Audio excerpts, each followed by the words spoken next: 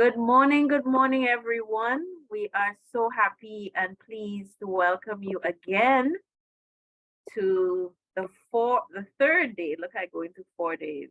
Feels like 4 days because we've done so much in the last couple of days. Um, but we are coming to a close today. Yesterday was a bit of a marathon. We did a review of some of the legal regimes, governing and governance regimes regulating the Caribbean's blue economy. We heard from the Caribbean Biodiversity Fund. We heard from the Trinidadian, the UE lecturer about the Trinidad experience with the blue economy, the regimes that apply, but also the imperative for the region to start thinking very concretely about how to protect and preserve its patrimony in the blue economy using the rules and using even a new treaty that the Caribbean seems to have been very critical in negotiating, and really proud to see our legal and scientific scholars as part of that process. And then we did quite a big dive, no pun intended, into the blue economy at UNCTAD and the WTO, and we dealt with sort of the metrics for measuring that UNCTAD has sort of come up with and the way they see the issues facing the trade and blue economy intersection.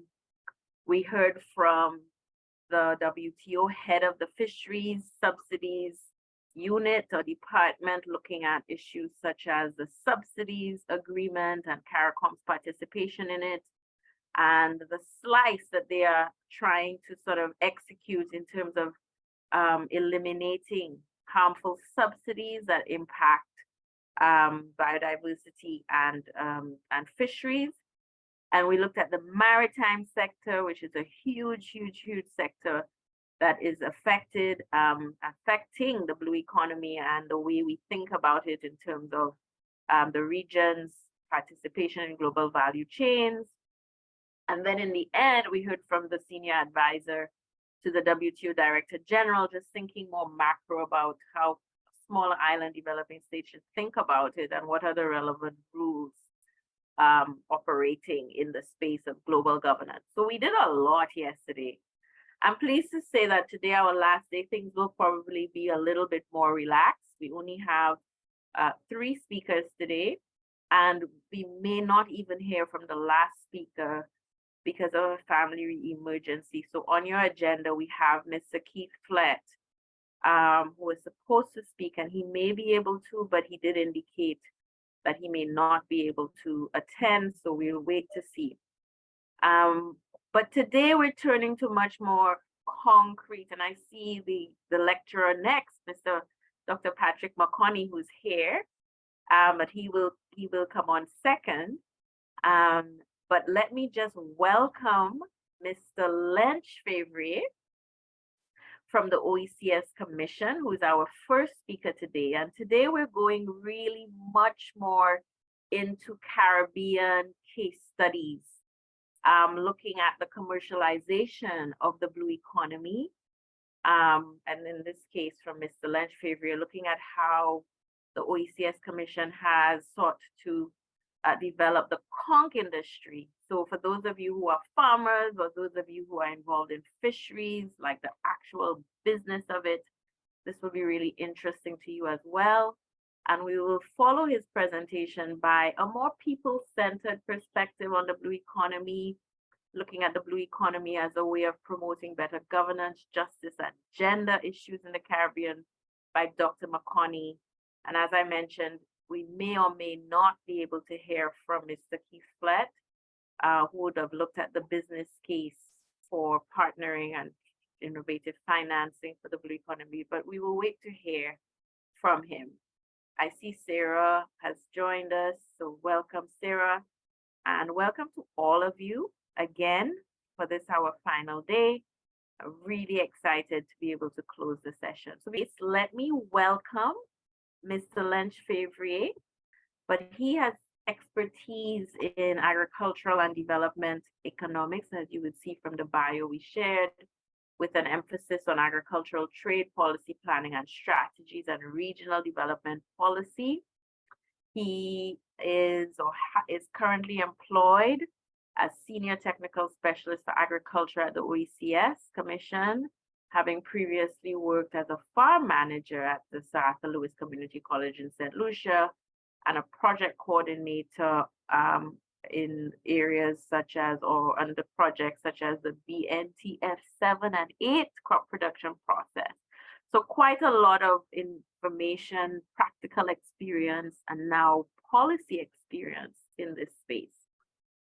So without further ado, let me introduce Mr. Favre to share his slides and to present to you. So welcome, Mr. Favre, and over to you. Thank you very much. Let me share my screen. Let me thank Yui for giving the opportunity to share this experience that the OEC has had, and also the opportunity that we had to work with partners. One of the most important outcomes of this this journey, this work, and let me indicate that it has just started, because at the end I will discuss further work that we actually will be doing in partners such as the Carbon Development Bank, Carbon Biodiversity Fund, in driving the work of the more work in the blue economy, especially in the area of CMOS, and doing additional work that is going to increase the sustainability of the resource of the conch. And I will speak to work that we'll be doing also in the development of a conch nursery on Union Island in St. Vincent. So let me just, oh boy. All right. Okay, so I'm going to begin by giving you an overview of conch. What is it? What is conch? How is it harvested? How CITES countries benefit from trade, because conch is actually listed on the Appendix 2 with CITES, and it must actually be approved for trade for each countries, for the countries globally. And I must indicate that those of you from Grenada probably know that Grenada cannot legally export conch from that country. So therefore, with regards to the three countries, St. Lucia, St. Vincent, and Grenada, on which the study was done, St. Vincent is the largest exporting country, and St. Lucia can be considered as a net importing country or user.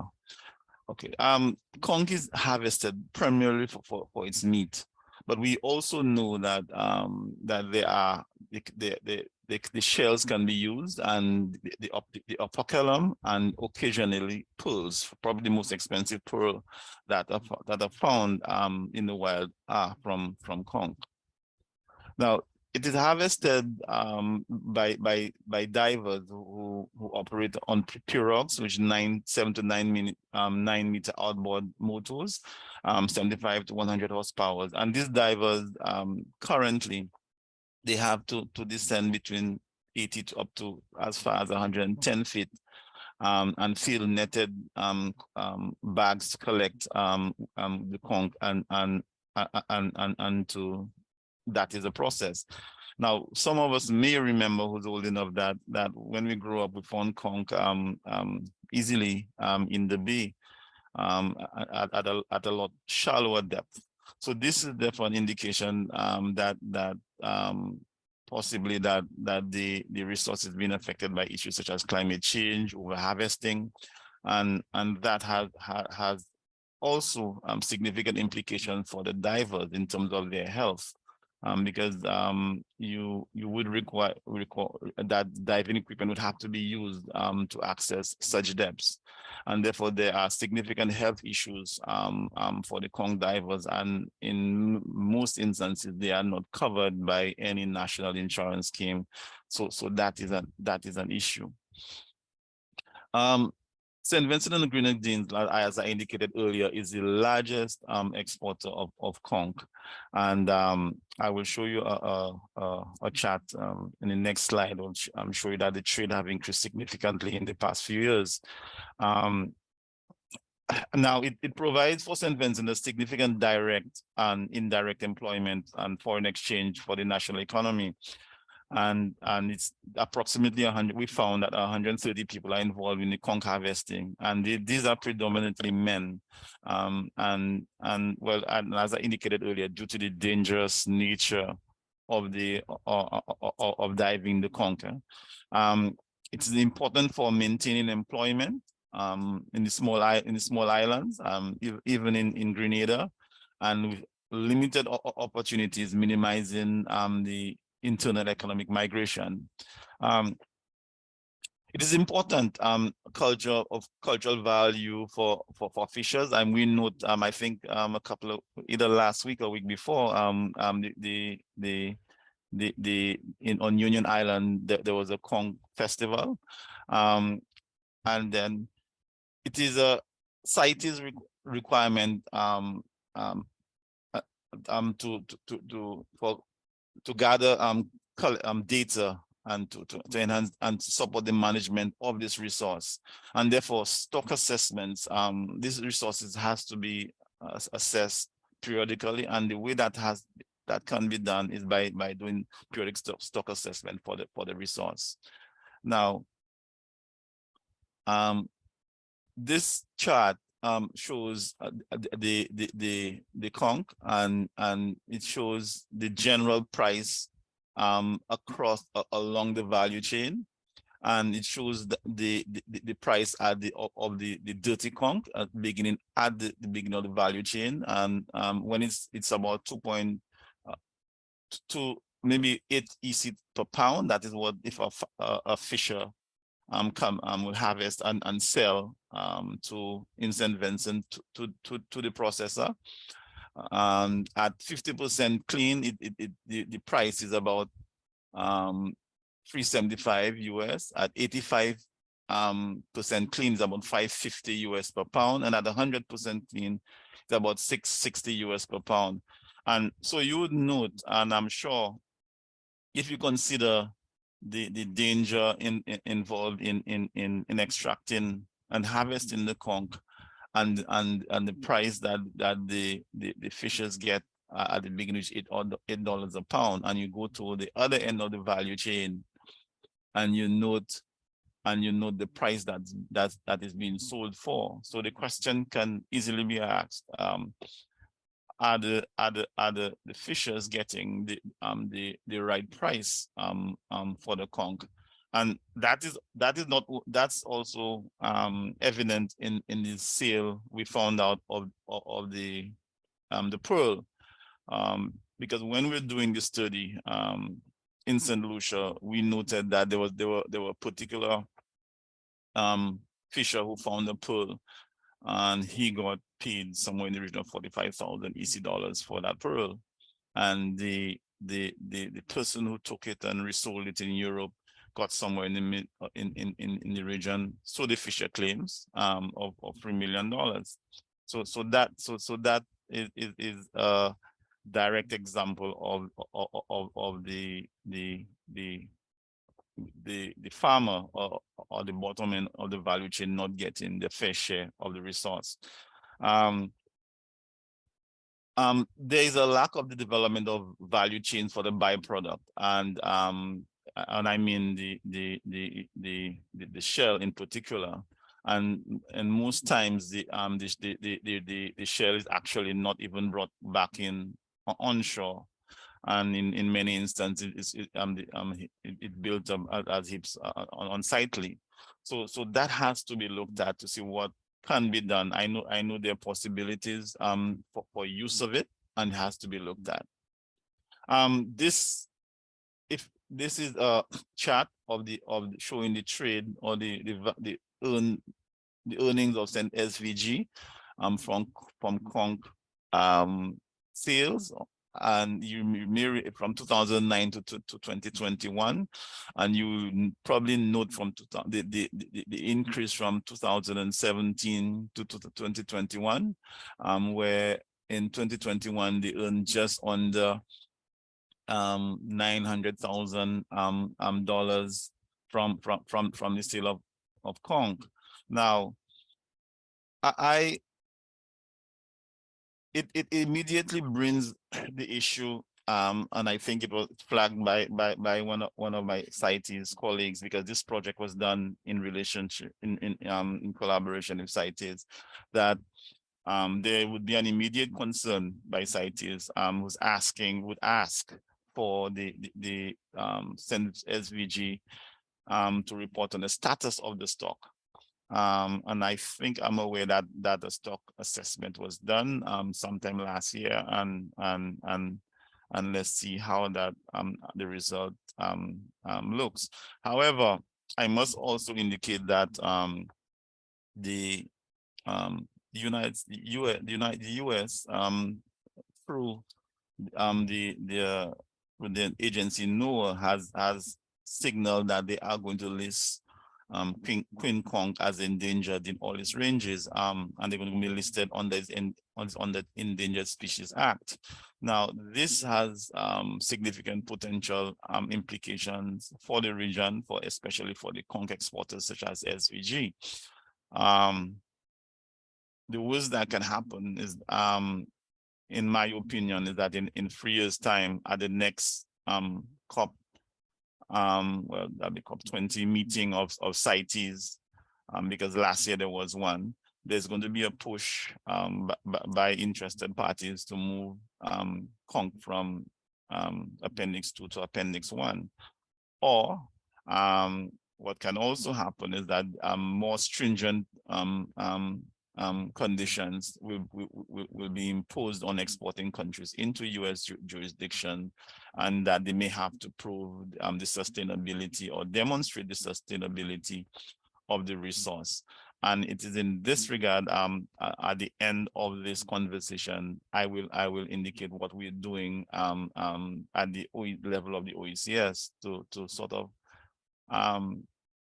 demonstrate proactively from the region how we intend to manage the conch resource moving forward. St. Lucia is because of the large tourism industry, do not export conch, but it's used significantly. It's used in the economy, and the average annual value of conch meat harvested in St. Lucia was just under $1 million US, and it rose to about 1.18 million in 2017.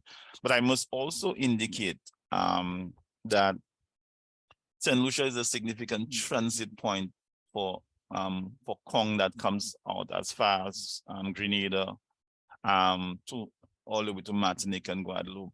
For example, I think 2 weeks ago, a St. Lucia pirogue from St. Lucia was seized in Martinique, and it had about a ton of conch meat in it, and I think that would mean for about maybe almost 5 tons that was seized in the past few weeks. So there is a significant trade demand for conch meat in Martinique.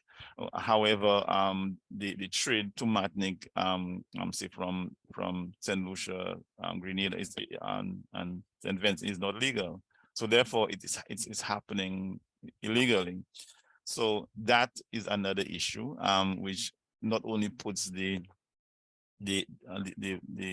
resource at risk, but also puts the lives of the people, such as the boat drivers, the fishers, etc., at risk, and therefore can jeopardize the future sustainability of the resource, which is an issue that has to be looked at. As I indicated earlier, the major use of conch is not exported in St. Lucia, but is used within the tourism industry, and so therefore approximately 34% of the conch consumed in St. Lucia is imported, and we assume that it comes out of Grenada, and St. Vincent, and it's sold widely. We also know that the government has a robust system of registering and reporting CITES, illegal imports using the CITES permits. So CITES permits are applied to the imports. The Blue Biotrade project. This initiative was a collaboration between, I believe, my colleague David Viva from UNCTAD. In his previous presentation would have alluded to that.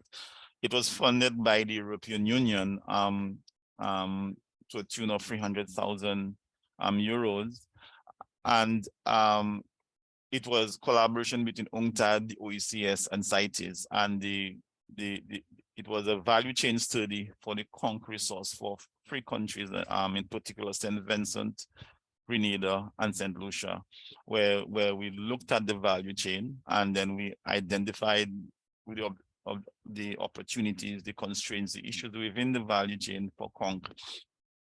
And the output was free.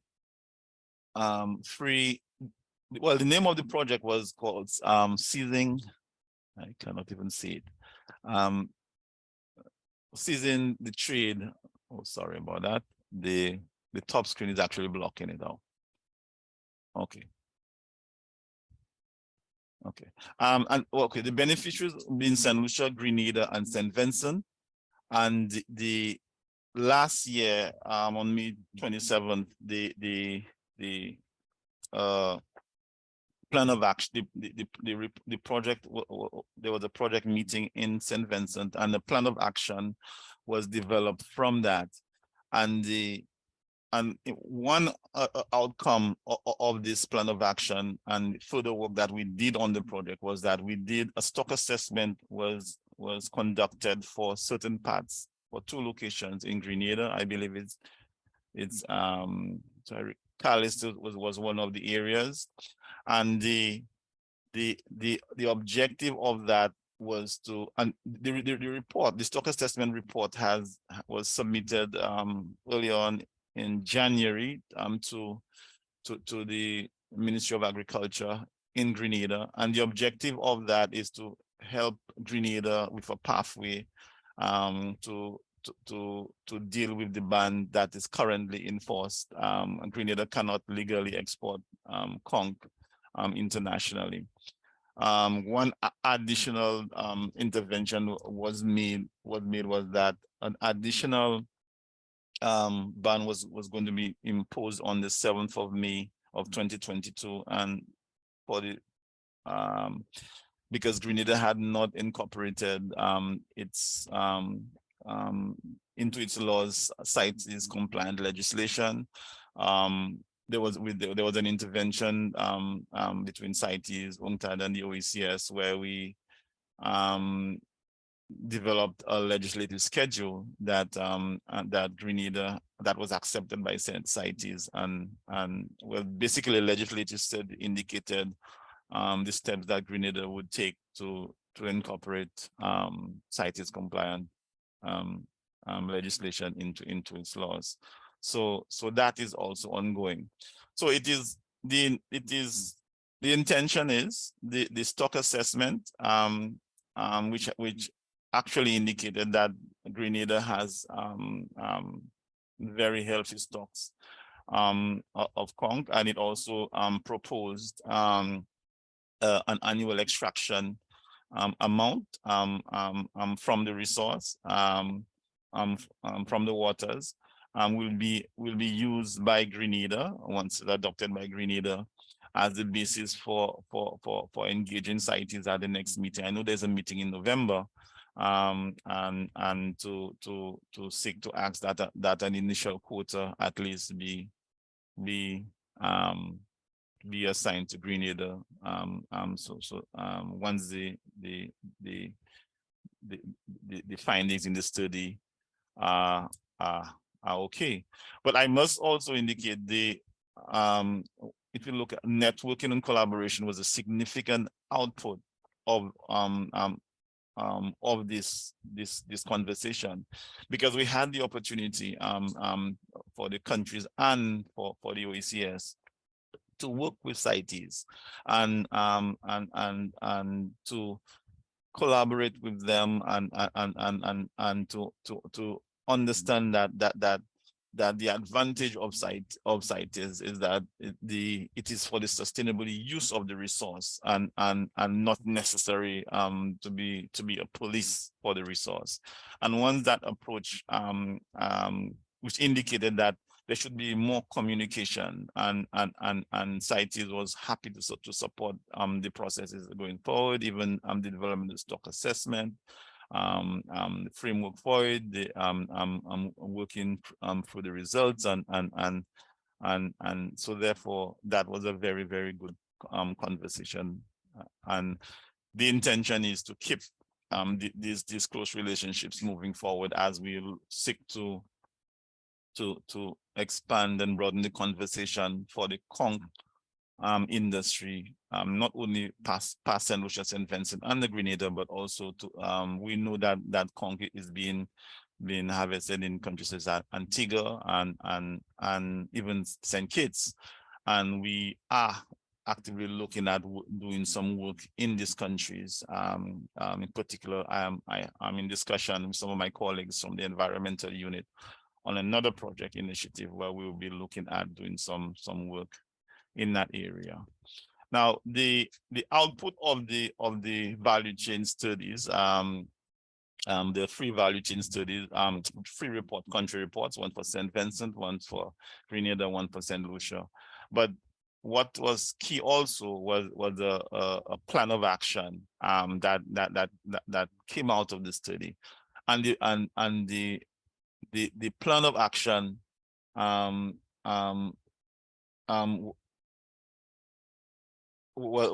identified certain recommendations that would, if implemented, would occur well for the industry. And one of the recommendation was a king conch nursery to facilitate the rehabilitation of the resource. And I am happy to indicate that we are actively working on this.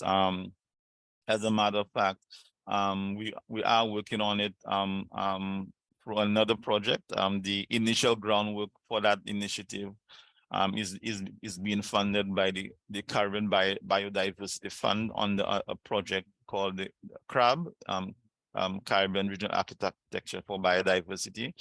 And we will be working in collaboration with Florida Atlantic University, and more specifically Professor Megan Davis, to set up a conch hatchery and nursery, and the target country is Union Island, and the initial site visit by the team is going to be on the 27th of March to the 30th. A proposal was submitted to the Caribbean Development Bank to fund part of this initiative. We await feedback, but we are hopeful that will be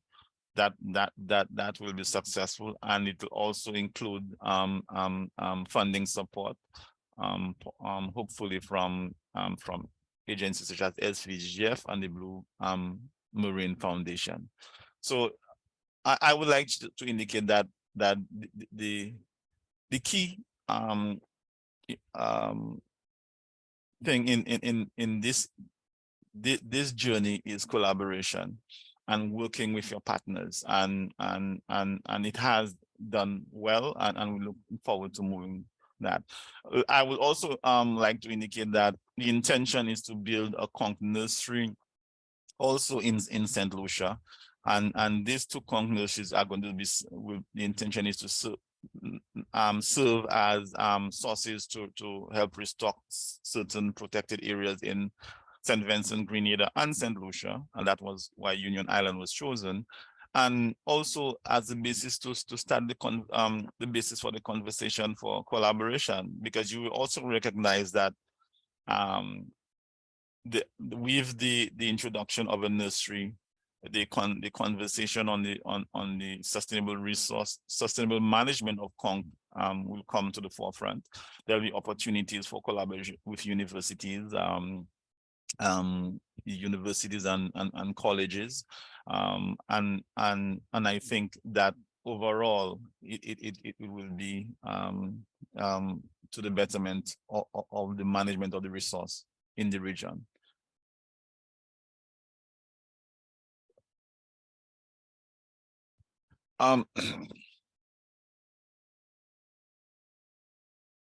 This are just pictures of the study and the presentation that was done in Grenada on the 27th of May 2022. And let me have a discussion on the way forward. One of the important realizations that we need to continue leveraging our partnerships. For example,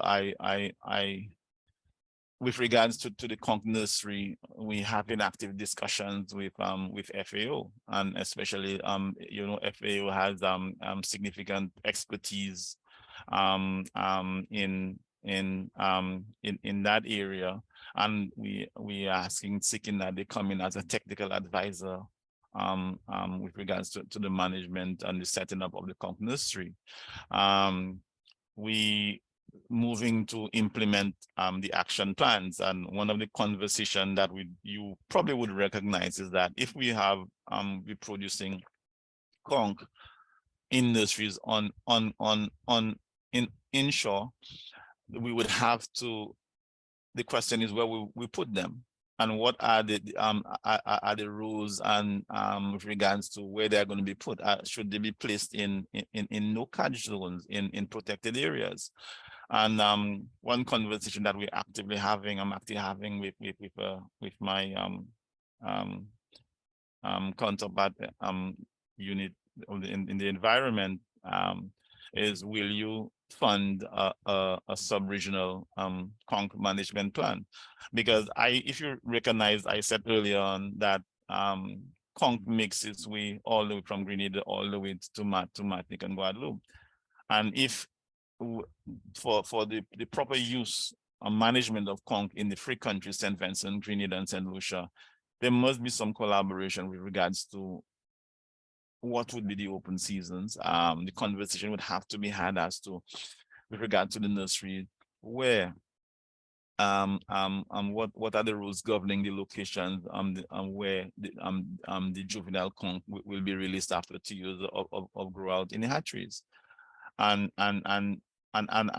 as I alluded earlier on to, we have to demonstrate to the international in an international arena proactive management of our resource, and the conch resource, and which would include managing and I believe managing as a sub-region will be more appropriate and more effective, bearing in mind that the conch moves from country to country within the region. So therefore, one of the recommendations is a sustainable management plan, well, for the sub-region, that is within the current management plan that have been done already for the wider at the wider CARICOM level. There's an intention to support Grenada's path to compliance. I did mention earlier on that we supported with a stock assessment, helped out with a legislative pathway, and we actually quite invested, the OECS Commission and UNCTAD and CITES, in supporting that pathway for Grenada. And then we also will be looking at supporting the conch value chain assessment in other OECS member states. I did mention Antigua and St. Kitts and earlier on. Thank you very much for the opportunity to have a conversation with you.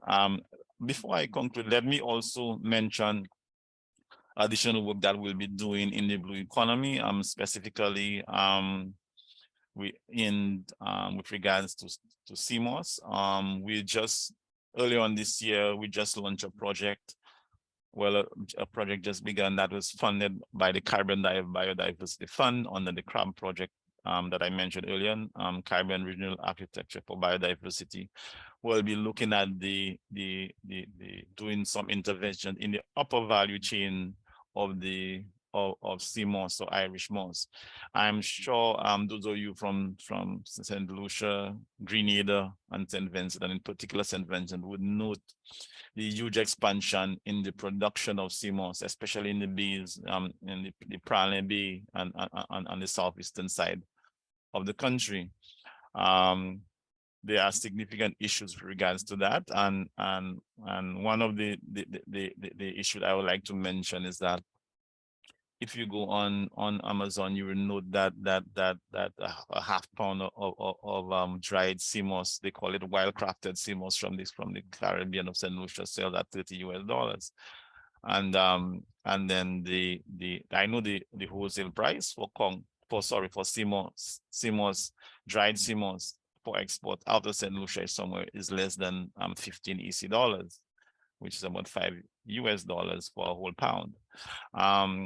There are issues in terms of the standards for the quality standards. I think, in my opinion, there should be more value added at our level for in terms of production of the gel for export, not necessarily not production of the dried sea moss for export, because the real value added happens in other jurisdictions.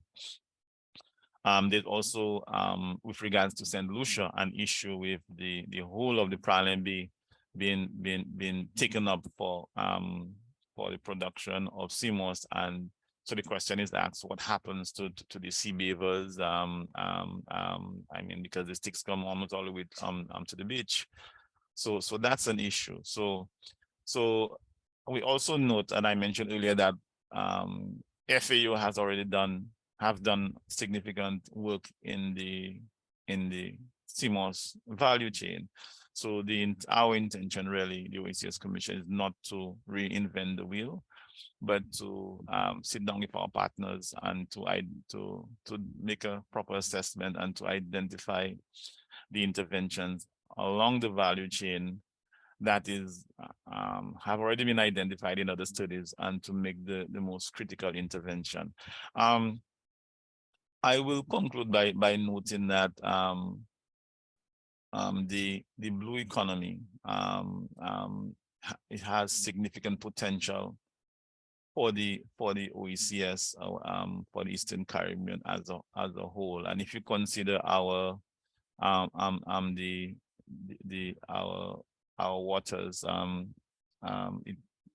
as part of our overall resources, significantly larger than our landmass, and therefore the opportunity from it is significant.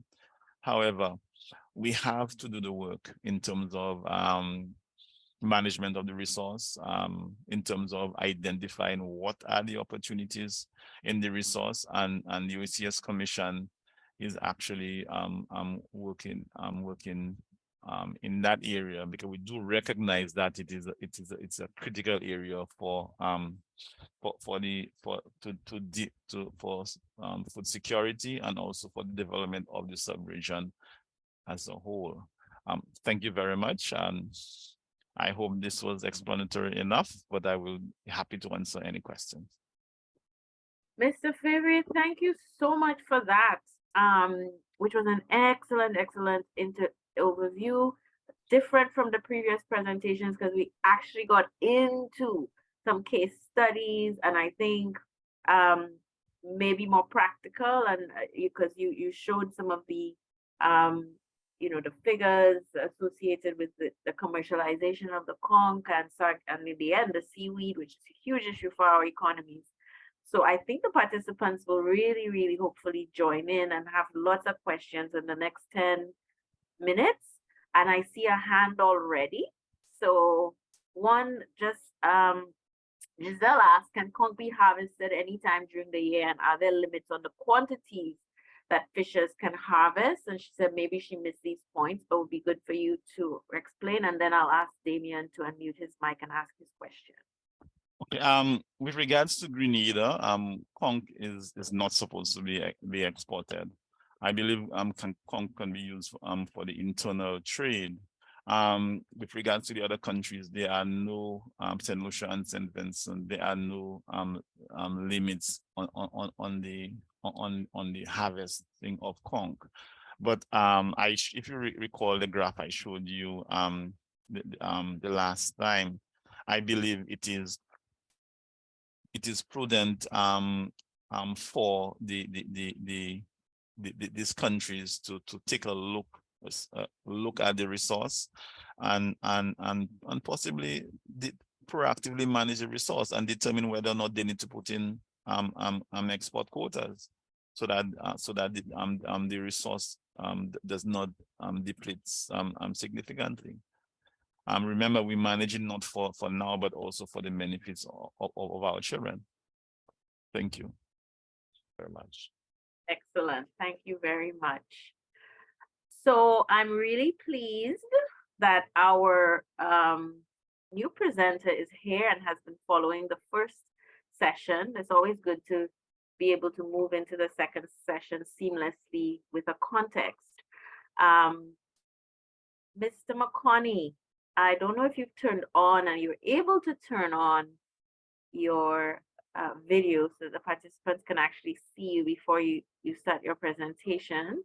But let me just introduce you formally. Again, your bio is included in the course pack. But Professor, well, Doctor, I'm giving you professorial status prematurely, but well worth it. Dr. McConney is a senior lecturer in marine resource management planning at CERMES, which is the Center for Resource Management and Environmental Studies at the University of the West Indies. So he's a colleague, and his applied research focuses mainly on the socio-ecological systems, human dimensions, resilience, socioeconomics, organizations, and governance relating to small-scale fisheries and marine protected areas around the wider Caribbean. So really a great complement to what we've heard so far, focusing, I guess, on these socioeconomic issues that some of you have expressed an interest in. How is any of this development of the new economy impacting or capable of impacting societies in which they are ensconced? So over to you, Dr. McConney. Well, thank you, Jan. Good morning, everyone. And always the perennial question, is everyone seeing my screen? Yeah. I'm presuming Zully's telling me yes, and so are you. This is almost like a line at some of the meetings we go to. I am very happy to see so many familiar names amongst the participants. CERMES alumni, colleagues in the fisheries game, the folks that I know, and in pre-COVID times used to visit their countries and offices fairly often. So that's all very reassuring. And I really enjoyed the presentation by Lench in terms of the specificity. Even Barbados had a really tiny fishery for conch. So very interesting stuff and real opportunities in the blue economy. Now I'm going to go in a very different direction, and Jan in due course will let me know about if there's a time reset. I think that later than we'll go slow and easy as well.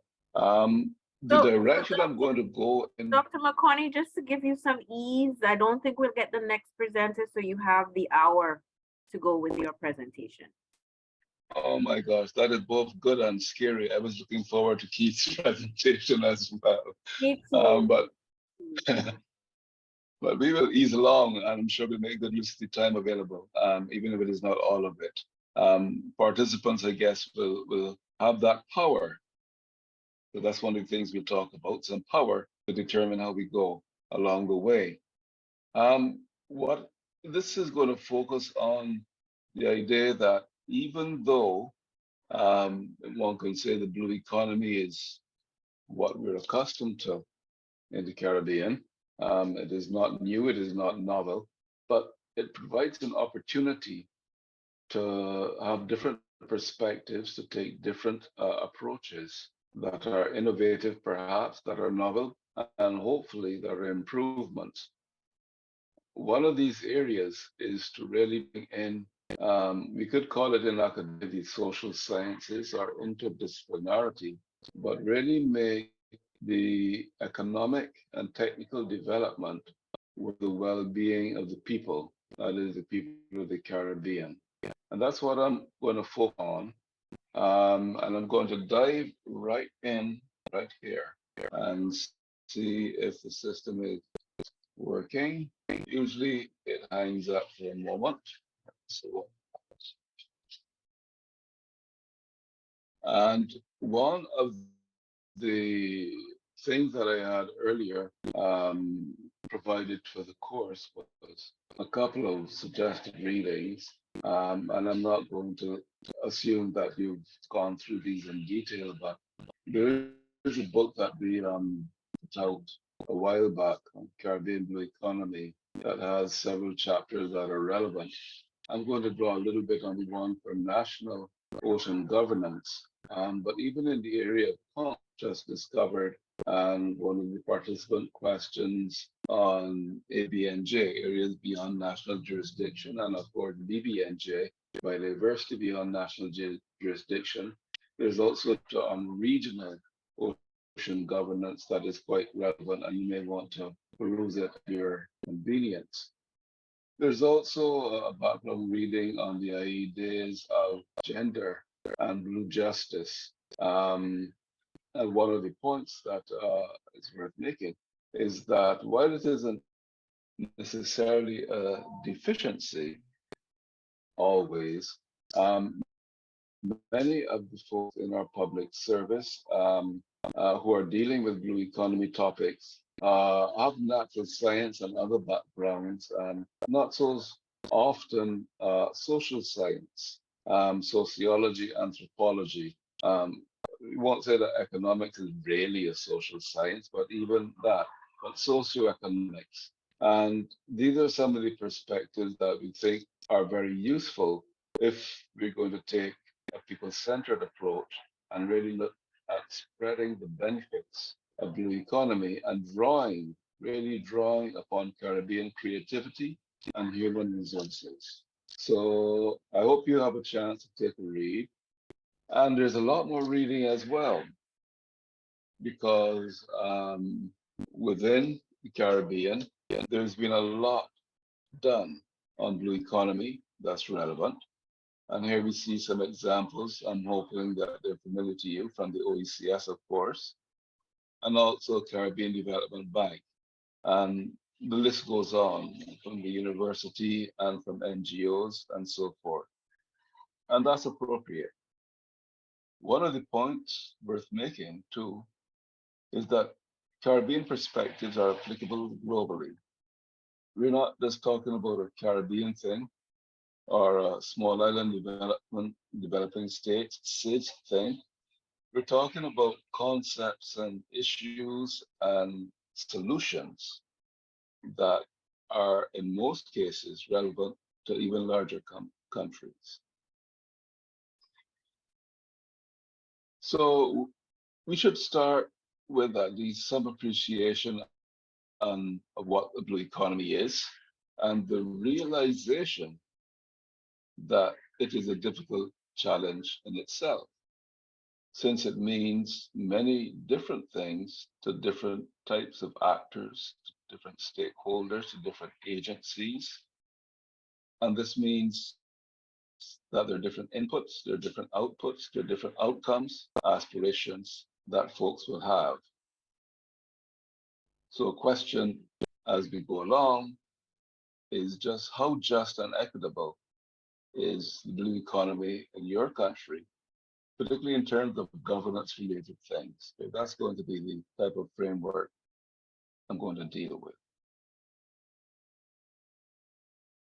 I presume that you're already well steeped even beyond what Lynch discussed today in terms of the industries that are often included in blue economy. And here we see from the Caribbean Development Bank the idea that some are established. And you may note that most of them have some aspect of trade in them. I'm not going to dwell too much on trade, but bring it in from time to time. And there are also industries that are said to be emerging. Of course, emerging is relative, and you can see some of them are already well established, in some places, in some respects. But these are the ones that some folks see have room for more development than the ones that are already established. And it's worthwhile thinking about what are the intersectoral institutions required for these to thrive, both nationally and regionally in the OECS, in CARICOM, in the wider Caribbean region. That's important. We're going to touch on that a bit.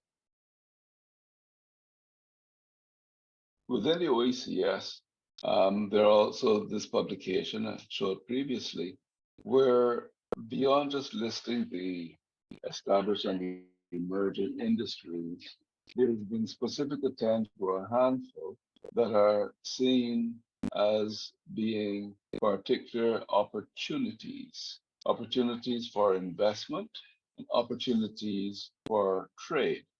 And we should take note of these, but also the context in which those opportunities exist. The elephant in the room, for example, is climate change and variability.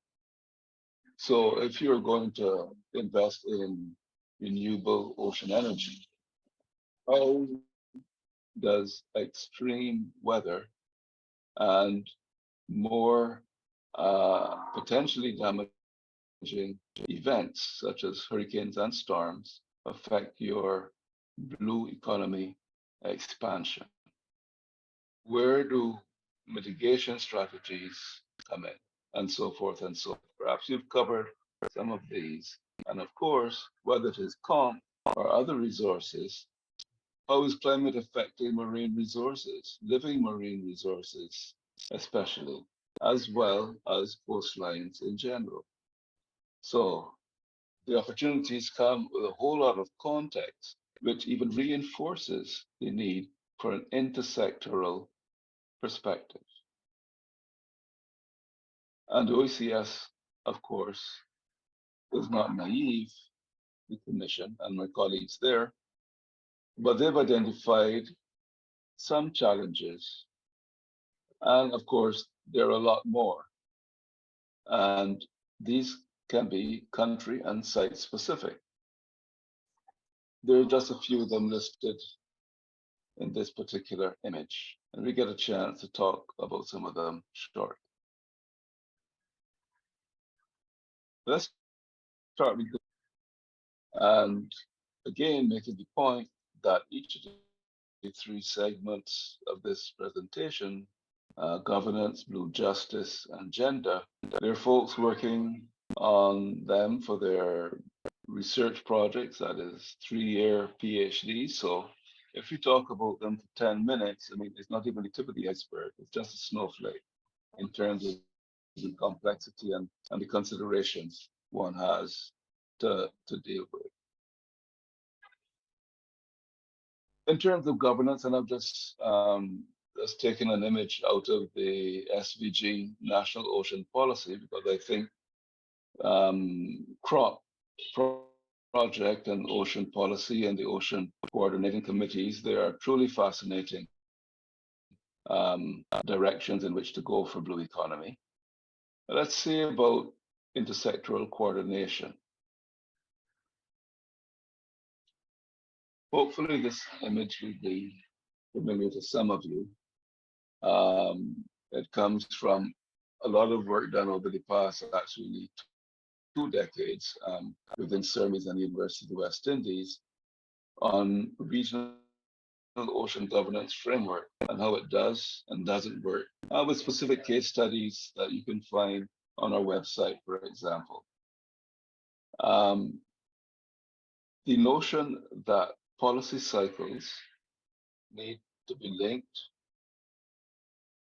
to scale up from the local level on the beach to at least the sub-regional level, such as OECS, is critical. But they also, at the national level, need to have linkages that are lateral.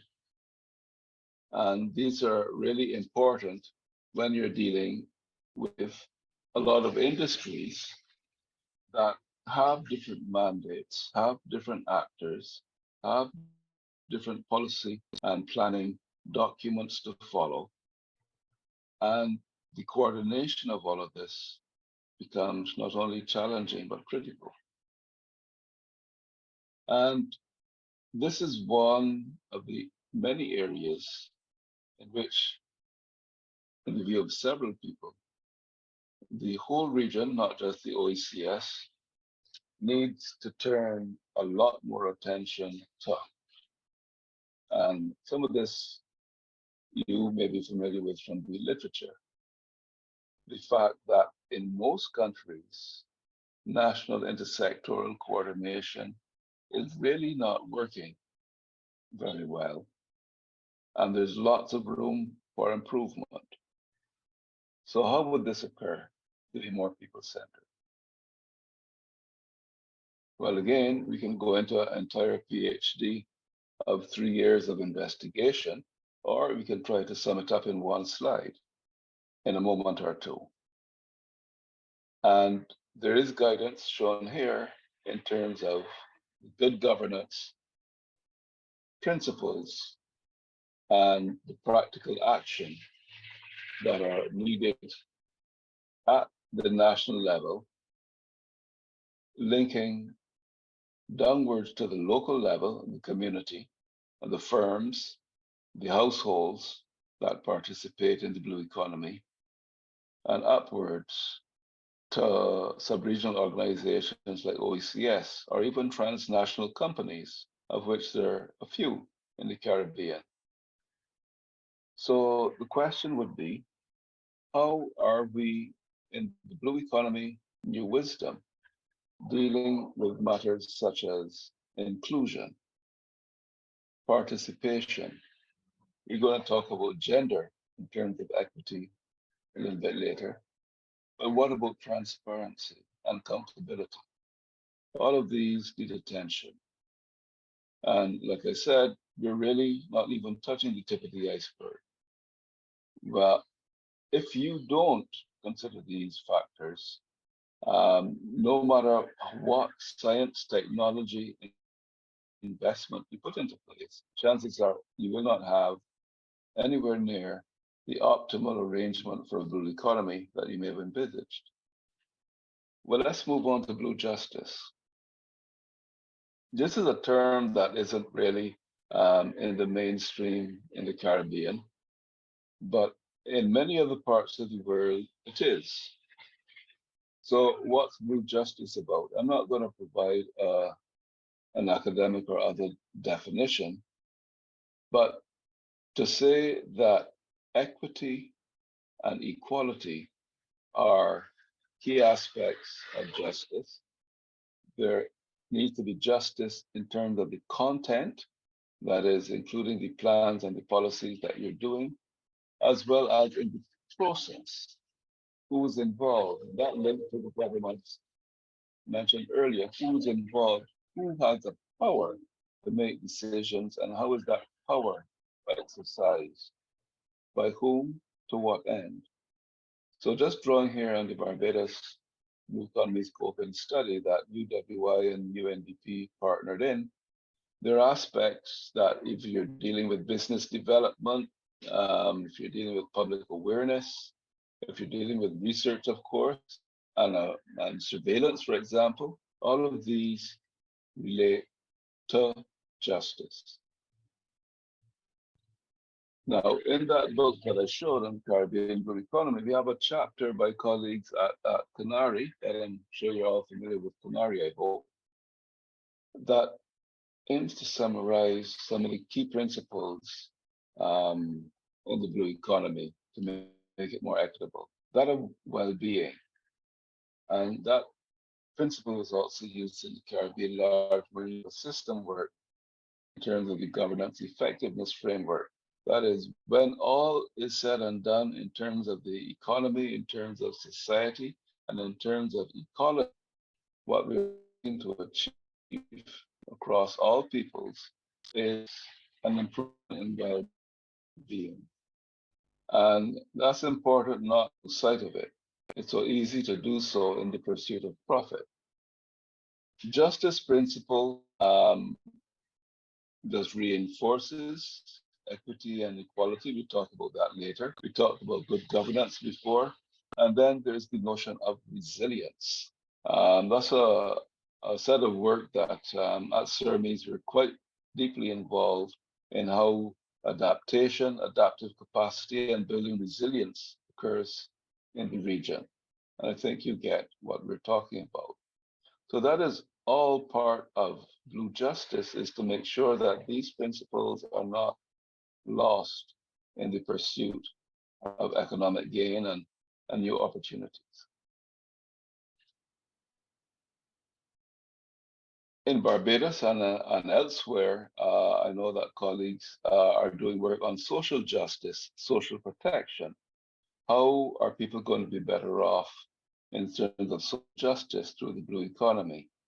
Human rights, again, not often talked about in Caribbean circles, but very prominent in other parts of the world where human rights, this is right to tenure, right to property, right of access to coastal areas. If you're going to be growing out conch, who has access to that bit of seabed? What are the rights there of the coastal dwellers versus other people who may be leasing part of the seabed? In trade, you talk about free trade, but there's also, of course, fair trade. Where are those opportunities and how are they skewed? For example, in pursuit of blue justice, very often we need to pay attention to fish trade.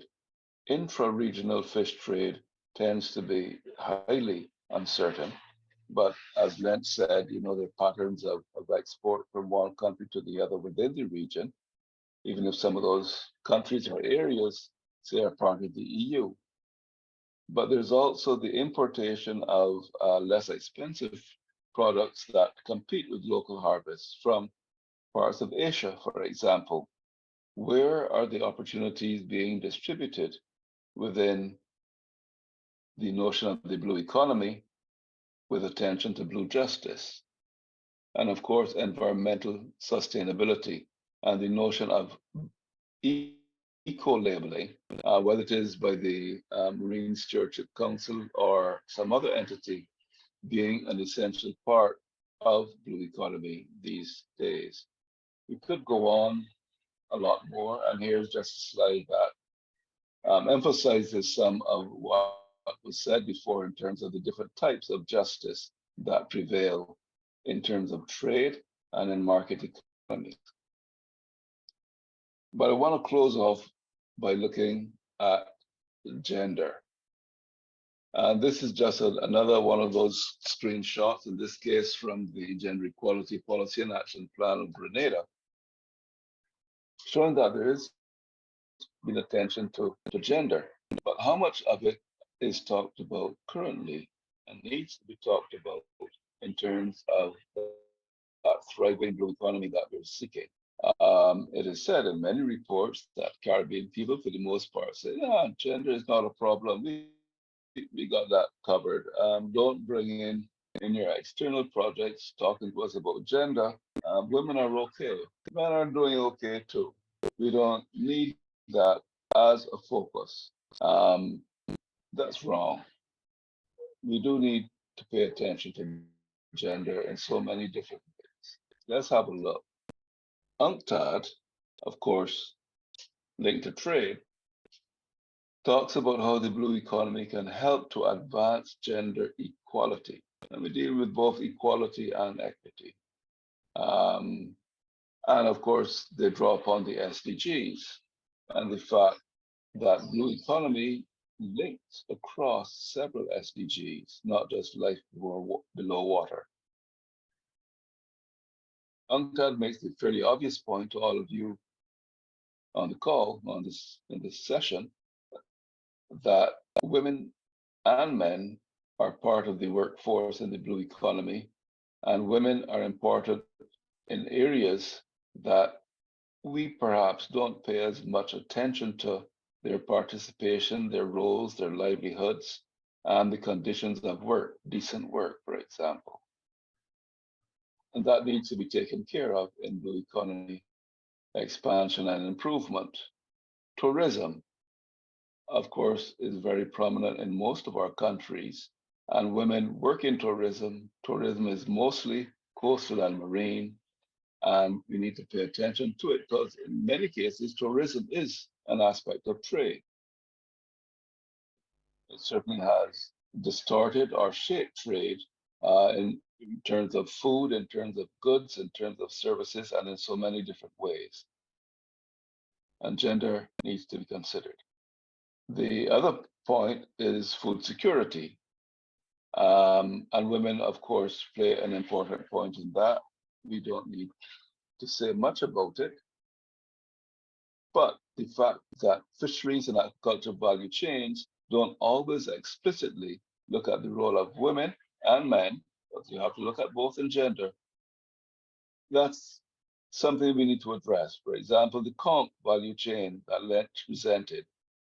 Where are the women and where are the men in that? Conch may be seen as mostly a male undertaking, including the mariculture that is proposed. Is that really so? Does that have to be so? Where are the women in that? Is there equality in the opportunities? Even if the proportions are not equal, because that is really not what we're looking at in terms of numbers of men and women, but the opportunities need to be equal. The World Bank, for example, has done some introspection, self-assessment in terms of one of these projects. You may be familiar with it in terms of unleashing the blue economy in the Eastern Caribbean. And it has emphasized the areas in which gender was prominent and the areas in which gender was promoted, mainstreaming gender, for example, and linking it to sustainable development. We don't have to go as far as external projects to really appreciate the work that has been done in the Caribbean by Caribbean entities and Caribbean researchers on gender in the blue economy. I'm a fisheries person, so I provide some fisheries examples, but they go beyond fisheries in terms of social justice and the case for looking at gender. In terms of gender policy, in this case, the Caribbean Regional Fisheries Mechanism, which may be the entity, maybe even more so than the OECS Commission, that devises a sub-regional management plan for conch. Yes. So there are many cases in which women have diverse roles in the blue economy.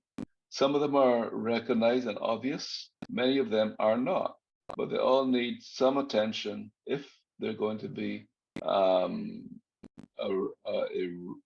partner and a prominent part of blue economy. And this is not to ignore men, because gender is about the power relations and the inequity between men and women. And of course, gender itself, the notion of gender has become a little bit more complicated in recent times. So one needs to consider that as well. And often youth, young people, boys and girls, and for example, how their capacities are developed through the educational system is worthy of attention. We know that gender parity has been achieved in most countries in the Eastern Caribbean, but does that mean that the opportunities for young women leaving school and young men leaving school are similar? What are the differences? So in ending, I'm just going to say that we need to enjoy our people-centered Caribbean community and our blue economy within it. This was an excellent, excellent way of taking us back to the fundamentals. What are we doing this for? Who are the peoples in the community that we ultimately want our blue economy lives to advance? And I love the prisms of governance, justice, and gender considerations that you brought to the fore here, and forcing us to kind of really, really think about these frameworks that we need to develop in order to ensure that ultimately this augurs to the benefit of the people in the region. So thank you so much. And then finally, let me thank the lecturers. Obviously, only Patrick is here, but they've been excellent resources, very, very responsive to our requests. I see Nicola is providing more information of some of the work UNDP is doing, so please take note again of their work, excellent work in the region. And let me thank you, the participants, for being diligent, as I mentioned, but also really giving us a lot of food for thought and generating a lot of thinking on how to progress this blue economy. So I'm going to hand over to Sarah as she opened the course. Let me also give her the opportunity to close it. And we will end early today. So over to you, Sarah. Perfect. Thank you so much, Jan. And I guess I don't have much more to say because I think you covered everything. I guess just to join you in the big thanks to everyone that made the course a reality. That's both speakers, the UESRC for organizing it, my colleagues at UNDP and FAO and UNEP, who have contributed to the project that has allowed to finance this course as well. And then of course, to you, the participants, for connecting every day, for staying connected, for participating in the discussion, and for contributing with your thoughts, with your questions, and your experience. So that's all I want to say from my side, because I know it's been 3 days. It's been a lot of information. It has been very insightful, very enriching. I hope everyone walks away with a positive feeling about it, and we're very much looking forward to your feedback on the feedback forms. That way we can improve it. We're also considering turning this course into something more permanent, because as Jan would have said, there's always a great turnout to this type of course. So we've decided that we wanted to turn it maybe into something more permanent and accessible to everyone at any time. So stay tuned for that. And that's it from my side. Just a big thank you again to everyone. I hope you enjoyed it, and we look forward to seeing you in the future.